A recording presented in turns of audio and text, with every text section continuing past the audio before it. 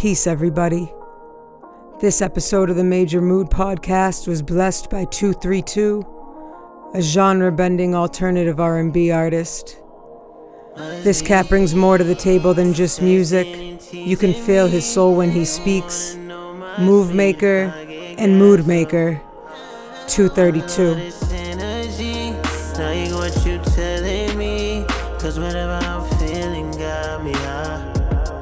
All right, NYC. Oh, wait, you feeling good? I'm feeling great. All right, dope. I just want to do a check in. What's your anxiety levels from 0 to 10 right now? 0 to 10. I'm at a 4. Okay, that's good. Yeah, it's calm. It's calm. It could be way worse It's than calm. that. It could be way worse. You deal with anxiety? Not often. That's why it's like... Oh, okay. Yeah. Because I do. And when my shit's going, it's not a 4. I'll tell you that much. All right. What's going on, NYC? It's G Major here, and we're live on the Major Mood Podcast. Digilogue Days 2023, brought to you by 24/7 Artists, the one-stop shop for creative entrepreneurs in the music industry. I am here with 232. Yes, sir. Yes, sir. Thank you for having me. Yes, and I have to say, I had the luxury of meeting you in the line for the bathroom. Yes. Yes, we did. So, with that said, you are different. And what I mean by that is, I promise you I was not eavesdropping on your conversation with the other cat. Yeah. But you said two things that really stood out to me. You said one thing, you said, it matters what you pay attention to. And you were talking about other artists, in their, what they're focused on in their careers when they're focused on music. And I want to know what you meant by that when you say it matters what you pay attention to, because I got the vibe that you're very intentional about what you pay attention to. Yeah, because I feel like you have to be, and in this industry, I feel like it's very easy to pay attention to all the negative aspects or what's not going on because you want so much from it, because you care so much about it, right? Yeah. So it's very easy to pay attention to what's not happening. How many people aren't listening to my music? How many people aren't pulling up to shows? How many people aren't liking my posts, and just all the vanity. Mm-hmm. So I feel like it's very important to pay attention to what you pay attention to, because there's a lot of love that people are giving to you out here, you know what I'm saying? And that's what I had to learn in my own journey, because I used to be a person who would look at everything that's not going on and everything that's not happening for me. But there's a lot that is actually happening, These are people who are dedicating time to listening to you and dedicating energy to you at the end of the day. Yeah, that reminds me of J. Cole, Love Yours, Yeah. You really got to remind yourself to love yours, That's love a what fact. you got. So I feel you on that. And I just want to say, I read your bio before we came here today, and I'm like, whoa, this guy's really, really ambiguous. I can't put a finger on him. It's I feel like you want to leave yourself open to interpretation. Yeah. I heard a couple of your tracks. One, Synergy. That's the new one, yeah. The minute you come in, I'm like, is this Slim from 112? I just got this major 112 vibe. Word. And then the song progressed, and I was like, okay, he's taking it somewhere, he moves differently. And then, in your bio, you called yourself genre bending. Yeah. So immediately I'm like, all right, what's Kayate? Let's go, what's going on with this one? And then I hear Kayate, and I'm like, all right. Yep. He's about his business. But, when I was reading your bio, it said something along the lines of you are what people interpret you as, or you are as, one day you might be this, but if you're perceived differently the next day, you're okay with that, kind of your hidden flow. And I was looking into you, and I saw that you had a documentary out called On Cue, and I haven't watched it yet. Oh, yeah, that was a small thing that actually my manager John, he got me into the On Cue thing, and I had to make that. That was my first time ever shooting a little video of myself and actually editing it and stuff. So that opened up a new side to me. Yeah. But yeah, that was cool. That was a cool little thing. Well, I was asking you that because for someone who's so open to interpretation, to shoot a documentary of themselves, you're really putting yourself out there, yeah. Right? And was that a vulnerable thing for you? Is that? I feel like honestly pursuing music as a career in general is just vulnerable for me and who I am as a person, because my success in my brain is kind of contingent on people liking me, enjoying me as a person, right. And I'm not typically the person who cares about what people think. So it's like finding It's like a that common paradox. ground. Yeah, you know, Yeah. and it's kind of crazy, but I've been finding my way in it and finding how I can merge the two and make it work for me. So when you feel those, what I'm getting from you, sometimes you feel insecurities, like, is there a way that you ground yourself or you ground your nervous system, or like a way to like kind of bring yourself back to like a peaceful place? Well, in the physical sense, I do a lot of push-ups, like hella push-ups. Like I'm always doing push-ups. Any of my friends, you can ask them. Like, if it's one thing you know about me, I make music, I smoke weed, I do push-ups. Like that's my shit. I love that. And just as far as my mind and my spirit, I kind of just remind myself of how far I've come along and just everything that I've done in my journey up till now. You know what I'm saying? Yeah. Because there's a lot of things that happen from the time that you start music to the point that you're at now. Yeah. And we tend to overlook it because we're not where we want to be. But it's like, you never expected yourself to go on a U.S. tour. You did that. Yeah.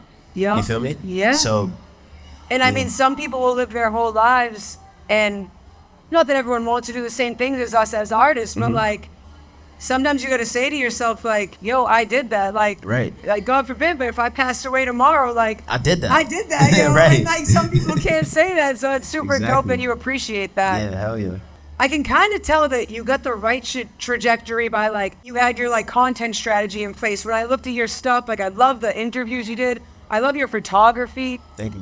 So I can tell that, like, your team is doing what it's supposed to be doing. And I guess my question is, like, sometimes in the industry, like, artists have blind spots or things that we don't see and, like, ways to level up. And a lot of times I find that artists can be, like, really good creativity-wise, but not have the exact balance on, like, the business side of things. And, like, is there anything that you think may be helpful? I'm not saying you don't have that in order, because I don't know you on your back end. Yo, honestly, everything that you're saying, I'm not gonna say that it's new, but just how organized I've been as of late is like really a byproduct of my relationship with my manager John, because we've been coming up with content strategies surrounding this upcoming 3-sided EP and just everything that we're gonna be doing next year. So it's just me being way more intentional about my art than I've like ever been. Yeah. You know, so definitely should go into it with intention for sure. And as far as just like everybody that's helping me pull it together, it's mostly friends. You know, it's mostly friends and those connections that I've built over the years of me pursuing music and just being back in New York. They're just helping me because they see how long I've been doing this. They believe in me. I believe in them and their work, you know what I'm saying? So it's just everybody's helping each other out at the end of the day. So you just got to take account for like the people around you that can actually assist your situation, and then put them in the place to do that. Yeah, and it sounds like you feel safe with your team. Like you feel definitely. like they got you. You know, they're trying to hold you down, hold you up. 100%. That's beautiful. That's beautiful. Yeah. And I feel like that is very important.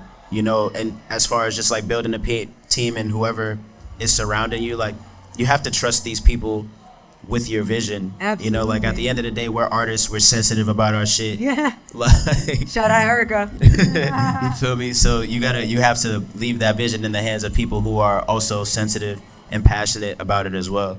So what would you say to artists who don't have like that team, or like who may not know where to go to get the information they need to see themselves more clear? Like, do you think a platform like 24/7 artists, like where we like build community, help people with their contracts and things of that nature, would be helpful to other artists? Hell yeah. Like, all right, so firstly, and this it's funny that you asked me this because I was actually thinking about this point while I was watching the panel earlier.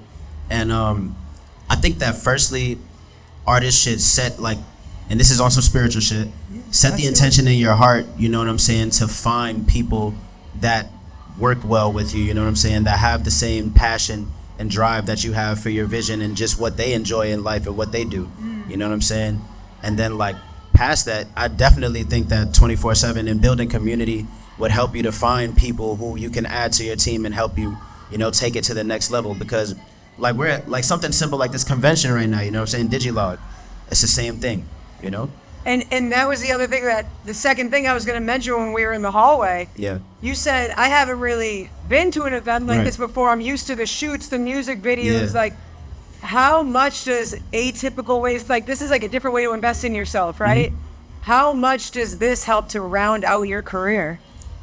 It helps so much because like you're just connecting dots everywhere, you know, and everybody's Digilogue. hungry. You're just connecting dots everywhere, and everybody's hungry to push things forward. Like we're all artists in our own right. We're all talented in our own right, and everybody's about pushing the envelope and moving things forward, progression, you know. So as long as everyone in the spot is on one accord, like that's where magic happens. When everybody has a common goal of increase and moving forward and progression, that's what's gonna happen. Yep. So Collaboration instead of competition. Everyone's Exactly. trying to lift each other yeah. up.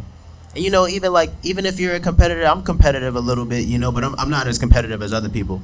But It's good to have some yeah, competitive you gotta blood have in some you. friendly Yeah. competition. You know what I'm saying? It's always good to have that back and forth. So I got a competition for you. What's up? All right, so you're on the Major Mood Podcast. All right. So we do a segment where we ask our artists to set the mood. And what I mean by that is you could spit a verse, you could sing a 16. If you're not in the mood to perform right in this moment, you could drop a gem to your fans, but I'm giving you an opportunity with this hint sound. With Can these I get the hands. water What? Can I get the water that you offered me earlier? Yo, let's get in the water. There's a water back there, y'all. If someone can grab that, absolutely.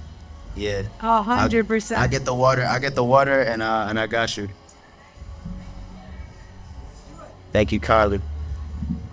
All right, y'all. We got 232 up here about to set the mood on the Major Mood Podcast. If we can make it past the detours, then we can be born again. I know that in my heart I need more, so there's no need to pretend.